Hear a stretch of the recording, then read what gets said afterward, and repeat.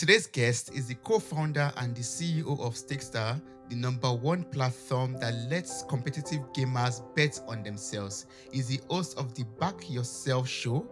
Welcome to the show, Tom. How are you doing? I'm great, Toby. Thanks for having me on. And thanks so much for introducing me.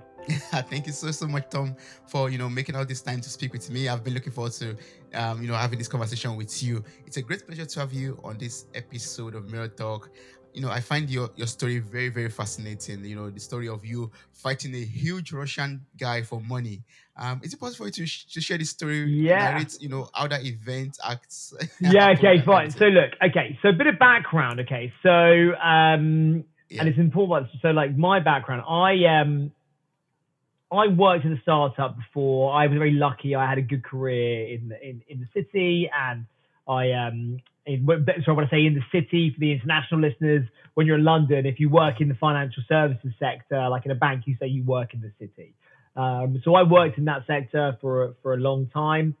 I was a co-founder at a very successful startup, but I wasn't very happy because it wasn't fulfilling the things that I needed. I think I needed some freedom to go and do things I was passionate about, and scratch that itch that everyone has on that entrepreneurial journey. And so I decided to leave, and I was going to go start my adventure. No, but I didn't have any idea what I was going to do at this point. Now, as a side note, I've always been a martial arts obsessive. Now, I'm not very good, okay, at all, but I always compete and often lose. But I'm very much in the space, and I love it very much. And I've recently started on the journey of becoming a judo player, a jiu-jitsu player. Okay, so I'm getting quite into it, and I'm in the gym. Yes. And this guy walks over to me, and I'm not very big. I'm 5'11", so it's like 180, and I weigh about 74 kilos. I'm not a big guy. And this guy walks in. He's got a vest on. He's got big guns. And he walks up to me, and he says, "I recognize you. You're a win competition." And I was like, yeah, I did. Thanks, man.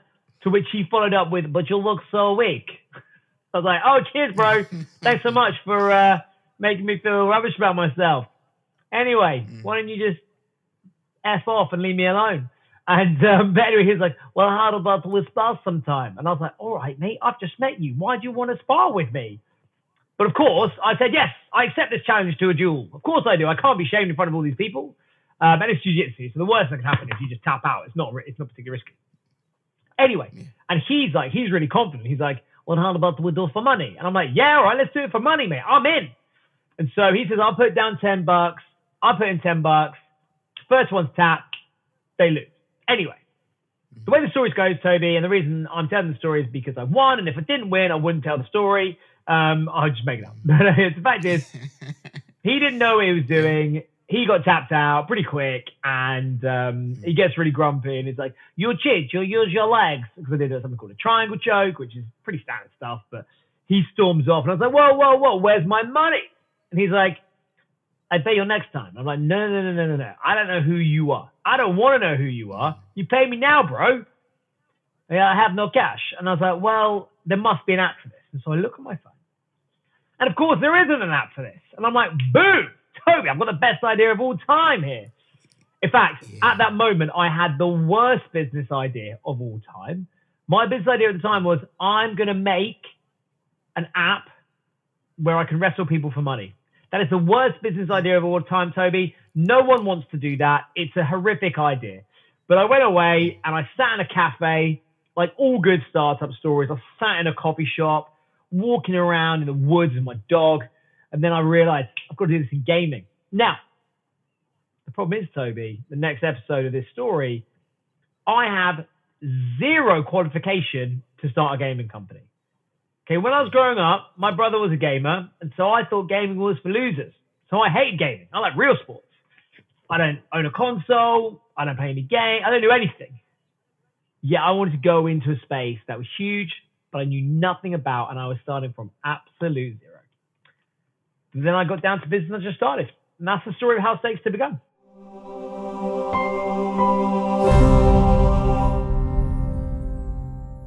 And that way you were able to build up your multi-million-dollar business. Like, Stakester is like the best or the biggest gaming platform out there right now, right? Yeah. So look, I learned some really basic lessons at the very beginning, and Mm, I think one of the key ones is about self-awareness. Okay, you've got to remember when you first start out anything, you have a gift for something, Toby. You will be amazing at something.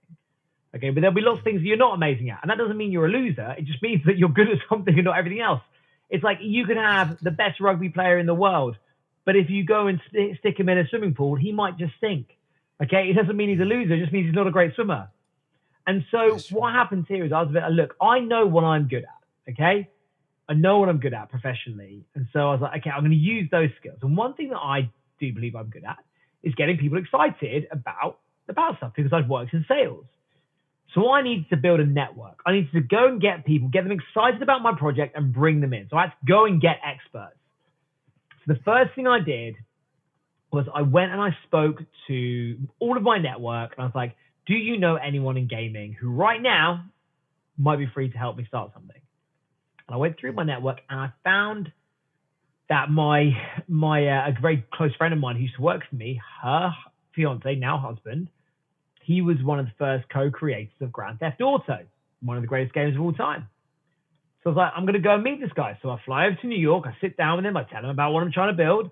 I really took the plunge, went all in, and then he joined. And so you start that journey. So then there's two of us. Mm, And then I go and find a product guy. Then I go and find a technical guy. Then I go and find a marketing guy. And you just build up. And as you go through that pace, eventually you get to the point where you've got an amazing team. And if you bring an amazing team of people together and you nurture their talent and help them grow, you're going to build something amazing. yeah, that's very true. That's very very true. And how are you able to like build up a championship mindset for your startup? Like after building up the team together, how are you able to like have that championship mindset? That's yes, this is going to work. We're going to be successful with this business. Okay, so this is something that I'm really passionate about, Toby, and I'm glad you brought this up. So look, people always say to me, what is the best way to prepare for business, for Mm, being a startup, being a founder? And I say, yeah. go and compete at anything. Doesn't matter what it is. It could be badminton. It could be chess. It could be a drama competition. It could be anything. Go and compete at something. And the reason I say that is because what you're doing when you compete is you're doing two things. Well, three things actually. One, you are learning how to master a craft to be the best at something. And the truth is, when you're building a product, you have to be the best. You have to have the best product. You have to have the best customer service. You have to have the best marketing. You have to be the best at everything if you are going to win. And so you have to build that mindset where you are focused on being the best. And in a competition, that's why you're there. You don't enter a That's tournament true. because you want to come third. You enter a tournament because you want to win. And so when you are in that gym and you're training hard, you are training with the intention of being the best version of yourself. Mm, That's step one. But the second thing is you are constantly dealing with failure. Constantly. If you're a boxer, you might win every fight, but you're still getting punched in the face the whole time. Okay? that's true. If Yeah. you're a rugby player, the two sports I'm passionate about, martial arts and rugby. If you're a rugby, you're getting hit Mm, constantly. You're making mistakes. You'll drop balls. You'll miss passes. It will happen, mm, but you mm, still continue to go on. You take someone like yeah. Michael Jordan. Michael Jordan missed thousands of free throws, but he's still one of the greatest players, still the greatest player of all time. Because you measure people by their wins, you don't measure people by their losses. And Mm, that's something you have to learn to deal with. You have to learn to deal with rejection. You have to learn to deal with failure and constant improvement. And that's what happens when you are in that environment. And the third yeah. thing about being in a competitive environment, and I think this is really important, is a lot of people are afraid of feedback. They don't like being told that something's wrong when it's a professional Mm, environment, mm, which is madness because ultimately what's happening is you are being told how to improve, how to make something better, how to make something the highest standard it can be. But yeah. people are still afraid to do that. Yet if you're in the gym, if say you're playing squash and someone says maybe you should hit the ball a different way, that's coaching. You're like, yeah, all right, tell me. Tell me how I can be more accurate. Tell me how I can be faster around the court. Tell me how I can hit the ball harder. These things are coaching. And that mindset will teach you that actually in business, when someone says to you, maybe you could pitch your investors a little bit better, maybe you could change your product a little bit, maybe you could do this. These things are coaching to help you become the best version of yourself and the best business you can. And being in a competition, having a competitive mindset is very important for that. And the third thing about being in competition, number one, dealing with rejection and constantly trying to be the best. Number two is about wanting and embracing coaching and feedback. But number three is becoming obsessed with the feeling of winning. Okay? All my friends tell me I'm not a bad loser, but I'm a terrible winner. Okay? If I lose, I don't care because I know I've been in the fight and I'm happy. But if I win, dear God, Toby, I go on about it. I'll tell everyone. I am the worst winner. And you've got to become obsessed with that feeling. You've got to celebrate every single win. Something interestingly about it neurologically, your brain cannot distinguish between a small win and a big win. You'll find that professional athletes, when they win titles, it feels no more, the neurological difference in them is no different to it is when they win a game during the season. Every win means something.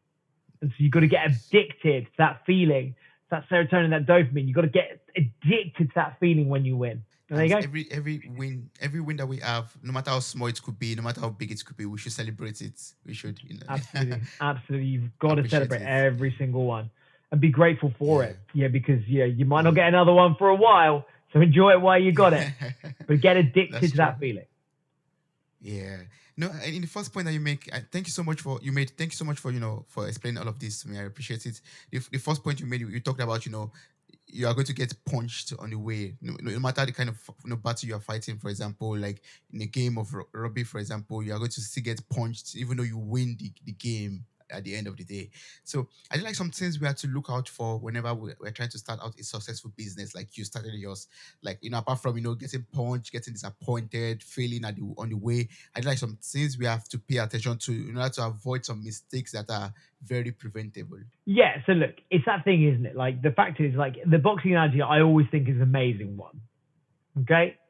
Because so in business, it's a really good analogy. Because in business, ultimately, a big win in business is having an exit. So let's assume that's the win. Someone buys your business or you list your business and then you run away into the sunset and you never have to work again.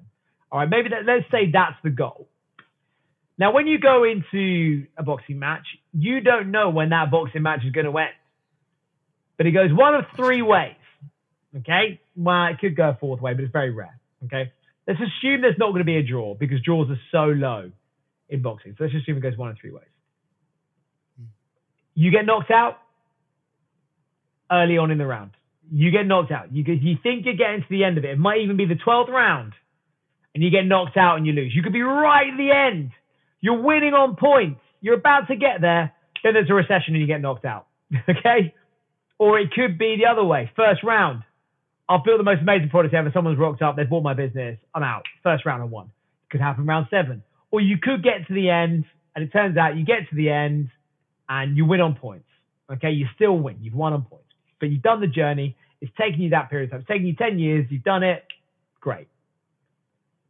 On that journey, there is no one in the history of boxing who has gone the whole of a fight that's lasted more than one round without being hit, without taking some damage, whether it be a bruise on their arm, whether it be a body shot, whether it just be a jab. It doesn't matter what it is. They have taken some damage.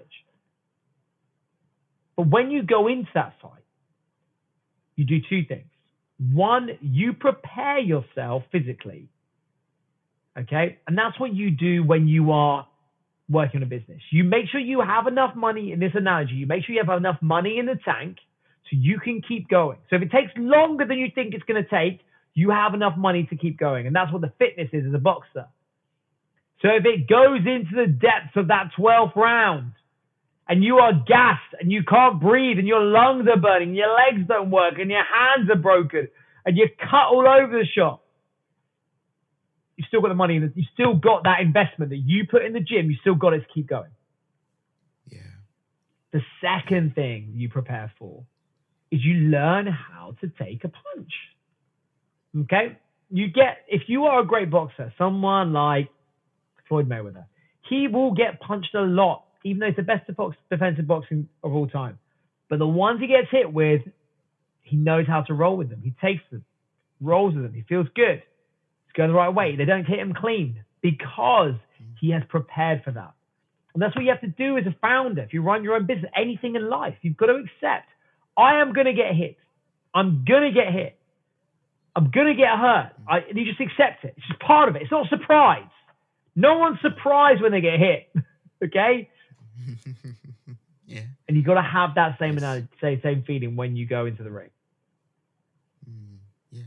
Wow, those are very valid. Yes. Yeah. So that means we have to, have that mindset that in this ring, in this business that I'm going into, I should get ready to get punched and get ready to, fail in some You are going to time get or some punched. ways. You're going to get punched, Toby. Yeah. There is nothing that you have ever done in your life, ever, that was truly valuable that you haven't had rejection or pain along the way. And the reason for that is because if it was easy, everyone would be doing it. And the truth is you cannot achieve something great without pain, without suffering, without hard work, without hustle. You can't achieve something great. And the fact is, if you do it, because otherwise everyone would be doing it. Everyone would be married to the perfect woman. Everyone would have the most amazing business. Everyone would have the best house. Everyone would have a six-pack if it was easy. But it's not. Okay, it's hard. And that's why you have to be prepared for that graft. Yeah. Earlier you were talking about, you have this talent, you have this gift of, getting people excited for a business. So you got your team up together, by getting them excited about the business that you're about to start. So I would love to tap into that gift of yours, and I would love you to teach us how, to get people excited, especially investors, how we can get, investors excited to, raise funds for our business also. Okay, so it's really okay. So when it talks about getting investors excited, there's two ways you get investors excited. Number one is something called emotional contagion. Okay, that's really basic. Okay, if you are happy, the other human in the room will probably also be happy. Okay, now there are obviously occasions when you've got that annoying guy who's so happy and you're like, shut up. But generally speaking, if you're excited about something, if you're not excited about it, they're not going to be excited. You've got to be excited about what you're doing. Otherwise, you might as well give up. Okay, you've got to share that excitement. Number one. Number two, you've got to understand what matters to them. The truth is, investors do not care, and I know I am an investor.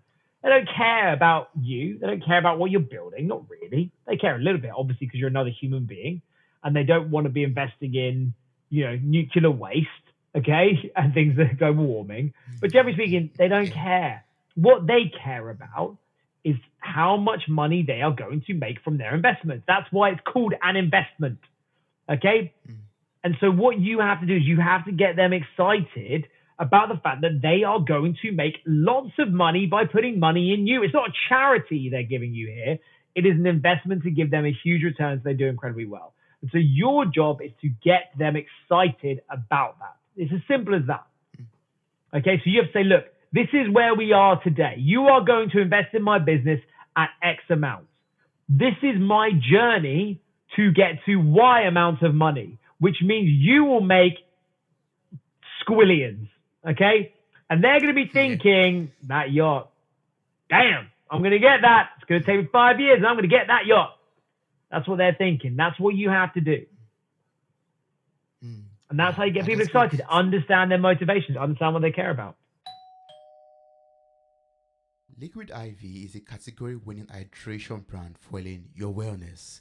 The hydration multiplier is the one product you are missing in your daily routine right now. In just one stick, you get 5 essential vitamins and twice faster hydration than water alone. Use it first thing in the morning, use it before a workout, use it when you feel run down, use it after a long night out, and use it on those very long flights. Get 20% off whatever you get on liquid-iv.com. Just use our promo code MirrorTalk at checkout. Visit our shops for more details. Links are available in the show notes of this episode. Tell me how your experience is with the Liquid IV hydration product. Thank you.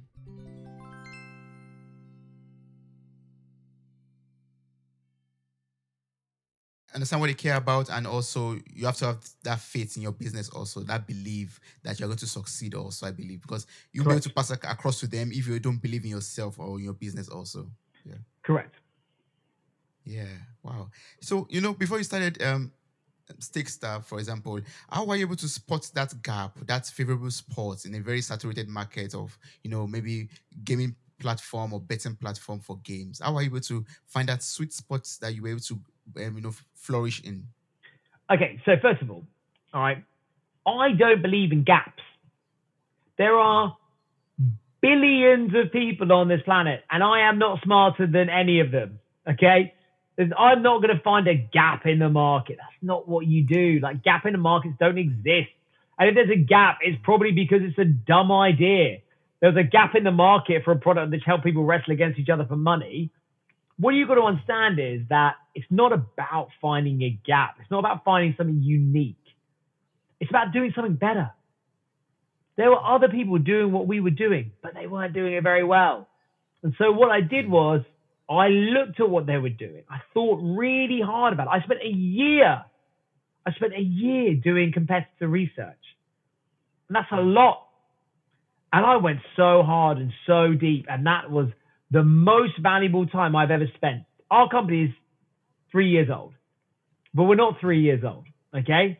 We are really only about 2 years old. And the reason for that is because we spent a year researching, trying to figure out, refining, speaking to customers, potential customers, asking everyone constantly, why would this be? How can this become amazing? Why is the competitor rubbish? And that time, that's what helps you build something amazing. It's not about finding a gap. It's about taking something that already exists or other people's ideas, bringing them together and making them better. Okay, it comes back to that sports analogy. Everyone, when they play tennis, like you take Nadal, now officially the greatest player of all time, he hits the tennis ball the same way as everyone else. He runs around the same court as everyone else. Yet he's breaking all the records.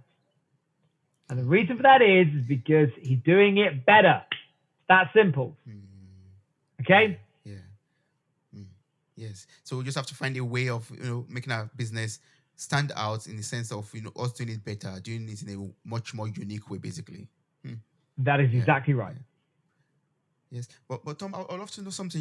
I know you're a family man. You have a daughter, for example, and you're running this business also. How do you balance it all? How do you achieve a healthy work-life balance without burnout or getting Yes. frustrated or depressed or all that? This is a great question. So look, what people need to remember is this is quite controversial, but I always say if you feel like you need a holiday, you are managing your life badly. Okay? If you're a farmer in, say, the 17 or 1800s, you didn't get things like holidays. You just kept working. They didn't talk about burnout. Okay? Because what you do is you manage your life. You have to remember work plus rest equals success. If you said to a professional sportsman, I want you to train from 8 a.m. in the morning to 9 o'clock at night every day or 6 days a week and then rest on Sunday, they'd be like, what the are you talking about? I'll die.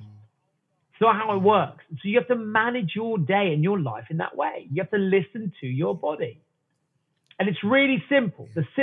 There are 4 things you need to get right in order to make your life balanced, okay? Number 1 is get your diet right. Okay, the stuff you put in your body is what fuels your existence. Okay, I'm not a dietitian, but you all know the stuff you shouldn't be eating and the drugs you shouldn't be taking. You all know what they are. Okay, so just don't do it. Okay. Number 2 is sleep. Sleep is complicated. It's a complicated thing, but you need to find time to sleep. No matter how hard you work, my advice is nothing good happens after 9 p.m. Go to bed earlier, get up earlier like your body is telling you to. Interesting study that was done last year is that people took away people's alarm clocks and just let people wake up naturally, and they tracked them over the course of a year. And they consistently went to bed earlier and woke up earlier because that's the natural circadian rhythm for their body. It's what we're designed to do. Sleep. So number 1, diet, sleep. 3, exercise. The fitter you are, okay, the more you can get done. If you're an athlete, you can work longer hours. Good on you, mate. If you're fitter, you can get more done during the day because you've got more energy. Find a way. It doesn't matter what you do for exercise. It could be HIIT class. It could be CrossFit. It could be running. It could be walking. It could be it doesn't matter what it is. Find a way to move and keep yourself healthy and strong because that will allow you to do other things. Yeah.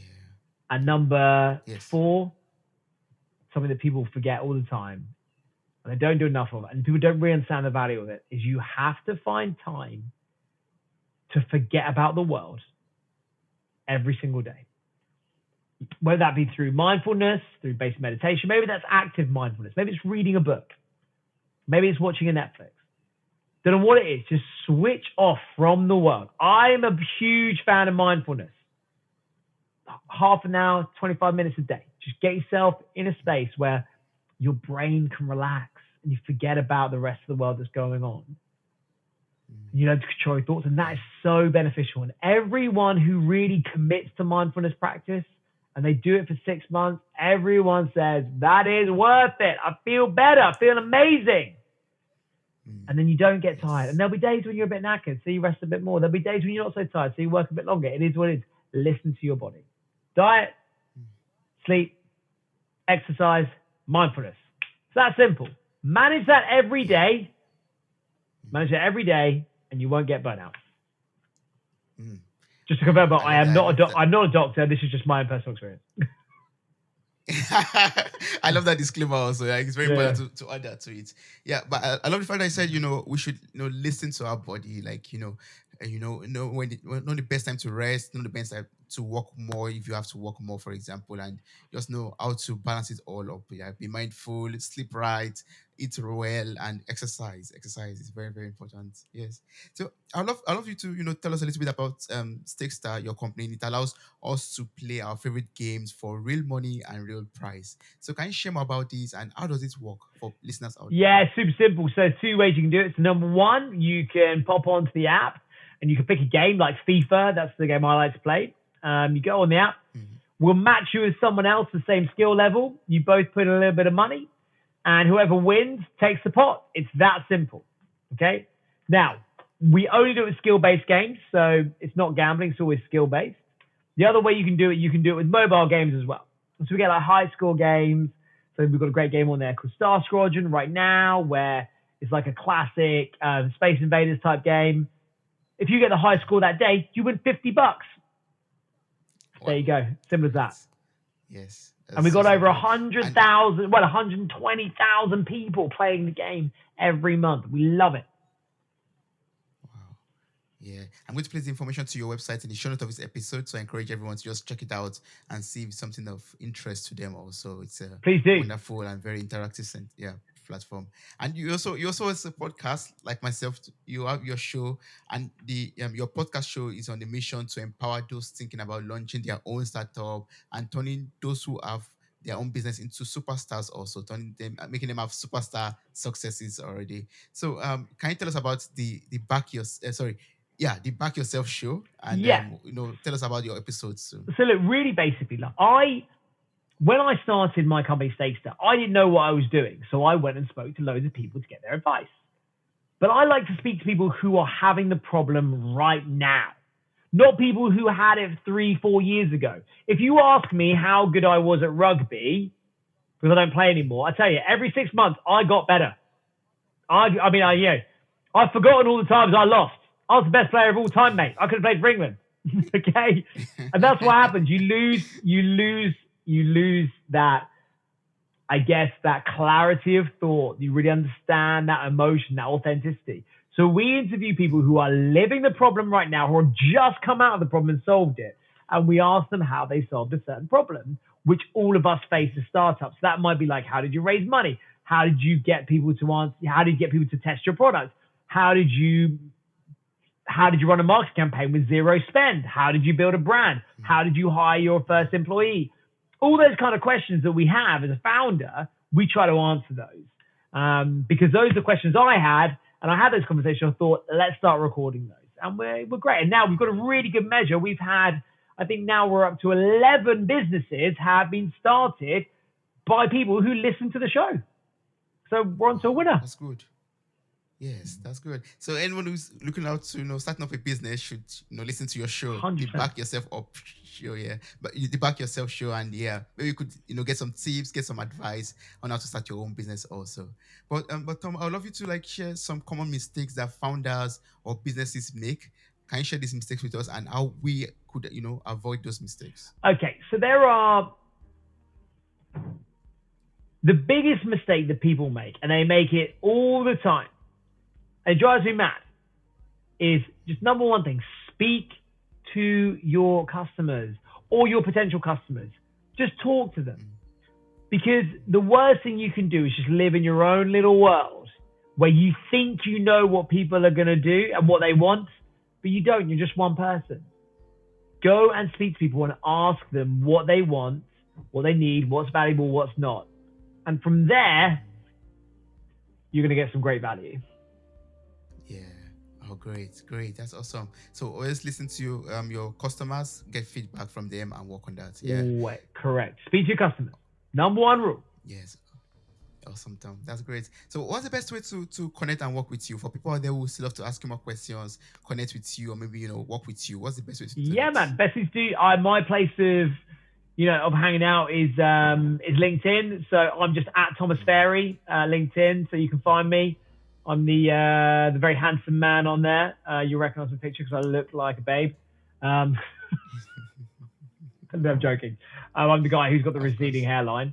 Trying to cover it up, but I'm going bald very quickly. It'll be gone soon. But yeah, so you just find me on there, and then happy to chat. Awesome. Great. Thank you so much. I really appreciate all the, wonderful things you shared with me today about, finding that balance, being mindful, and how to build a successful business and, become a better person also overall. Thank you so much, Tom. This was so wonderful. Amazing. Thanks so much for your time, Toby. Wow, you made it to the very end of this episode. Thank you so much for listening. I'm grateful for your time, your love, and your contributions. Subscribe, like, review, and share this podcast. God bless you. Bye.